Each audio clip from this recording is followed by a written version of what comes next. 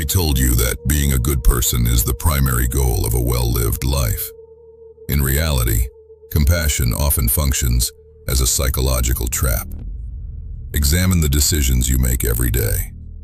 You likely find yourself smiling through exhaustion, staying silent to avoid friction, and sacrificing your own time to resolve problems that aren't yours. While you view this as a natural virtue, these impulses act as the invisible bars of a cell designed to dictate how you behave. That sharp spike of guilt you feel when you prioritize yourself suggests you have internalized a control mechanism originally designed by others. The 19th century philosopher Max Stirner argued that the core social rule of being nice is an illusion maintained to ensure widespread obedience. Modern morality frequently serves as a framework for extracting compliance from those who refuse to question it. Consider the average man. He moves through life, mistaking his conditioned compliance for a personal choice. He exhausts himself trying to meet the requirements of the perfect friend, the accommodating employee, and the nice guy. This overwhelming sense of duty is an inheritance from a religious past. As the secular world moved away from Christianity, it abandoned the theology, but kept the psychological habits. Stirner observed that, even without a God to answer to, people continued to behave as if they owed a debt to humanity or the common good. The guilt remained, even as the altar was removed. Stirner focused on stripping away these lingering moralistic illusions to reveal the unvarnished reality of human nature. Since this universal moral duty is a historical construction, the guilt you feel acts like a ghost haunting your actual ambitions. Imagine a reality where you owe absolutely nothing to anyone. It is a concept that unnerves the many, but offers a path forward for the few. Stirner argued that the only consistent good is the unapologetic pursuit of one's own desires.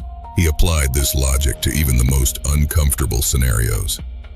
Stirner claimed that if a mother's primary desire was to harm her own child, there is no abstract moral law that overrides that individual impulse. When you act out of duty to others instead of your own will, you are operating on borrowed values. You are fulfilling someone else's agenda. The mandate to be nice functions as a heavy chain, restricting your agency and severely limiting your potential. Breaking the cycle of societal expectations requires you to accept a world in which you are the sole arbiter of your own actions. Many people mistake this for an invitation to chaotic indulgence. That is a failure of logic. Stirner's argument contains a ruthless nuance. He distinguished between being free from others and being free from yourself. Yielding to every biological urge or whim makes you a slave to your own impulses. You simply trade a societal prison for a biological one. True mental independence requires cold, sovereign control.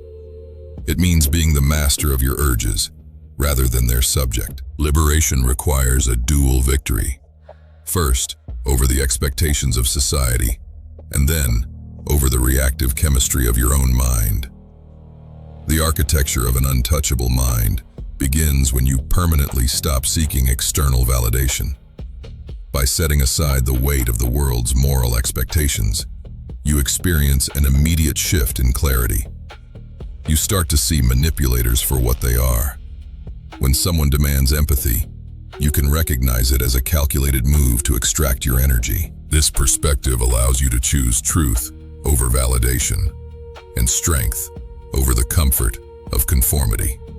Emotional detachment functions as a primary defensive weapon, stripping manipulators of their leverage while preserving your personal sovereignty. You owe society nothing.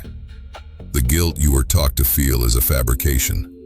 Claim your power by recognizing mental sovereignty and applying the discipline required to maintain it. Comment, "I am my own master," to signal this shift.